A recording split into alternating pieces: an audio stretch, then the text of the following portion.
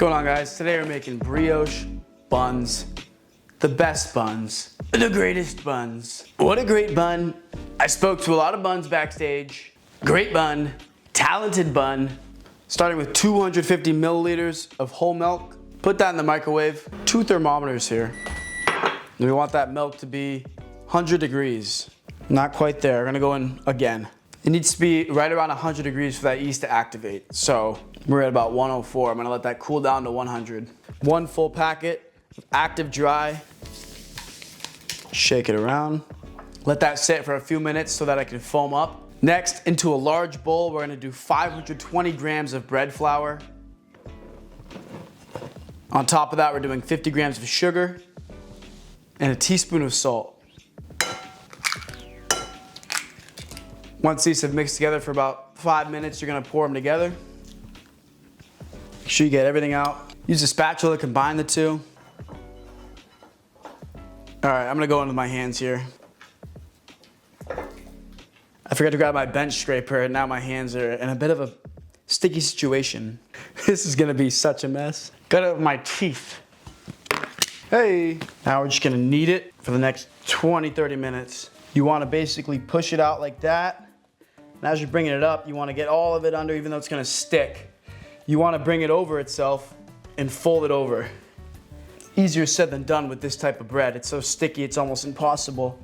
But you wanna get under it, flip it over, push. Under, flip, push. So even though we don't have a stand mixer, we're still incorporating that air into the bread. Fold over, push. And the longer you do this, the more the dough will come together. And eventually, it'll become less sticky and easier to work with.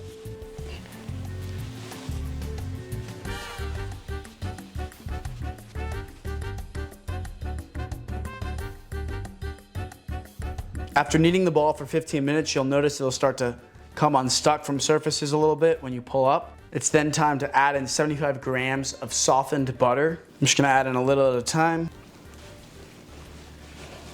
Even if the butter isn't totally soft, your hands are gonna help to warm them up. It's time to add a little more butter, a little more butter. You actually want the dough to rise in temperature about to 80 degrees when you're kneading it, because it's gonna help to activate that dry yeast. It's gonna feel like you're ruining it when you add the butter in, but just trust the process here. Finally, I'm gonna add in the rest of that butter.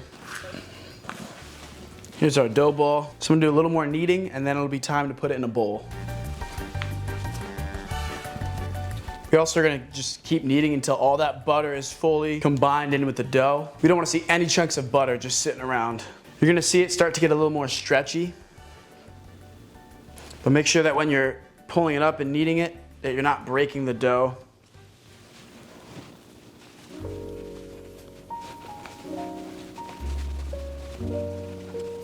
Let's see if we can try the window pane test. Get a piece of dough, stretch it, stretch it, stretch it. I would say not quite.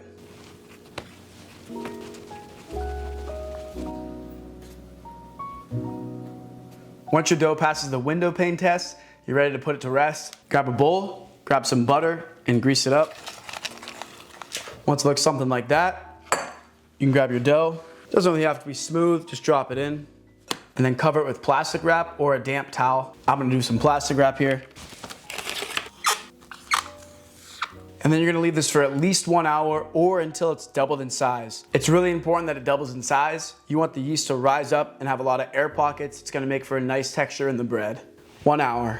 We can see that the dough clearly doubled in size. It got pretty huge actually. Huge. So I got my scale to measure the balls. First, I'm gonna lightly flour my surface. Next, we're gonna degas this a little bit because it's pretty airy. Now I'm gonna cut it in half and I'm gonna cut it into sections.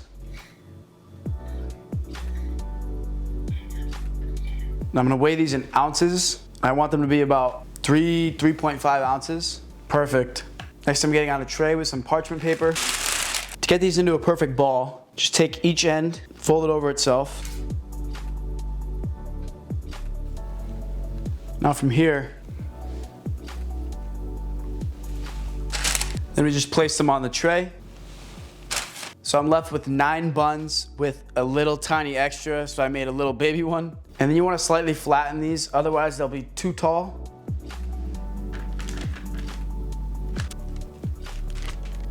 Then you want to cover these, let these proof for another hour, and then you're ready to bake. In the meantime, you want to preheat your oven to 350. Now I'm going to delicately take off this plastic wrap. I'm going to take 1 egg here. I'm going to mix that with a little bit of whole milk. Mix that together, and then you want to brush these with the egg and milk.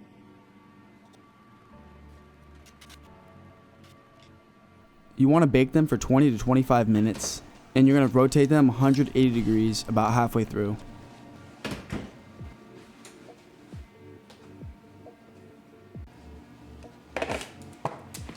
You want to make sure you brush these with butter as soon as they come out.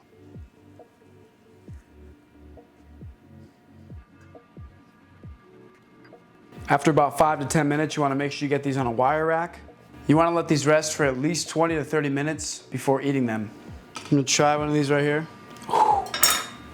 Look at that squish. It's perfectly spongy. Very happy with how these turned out. This would be the perfect burger bun.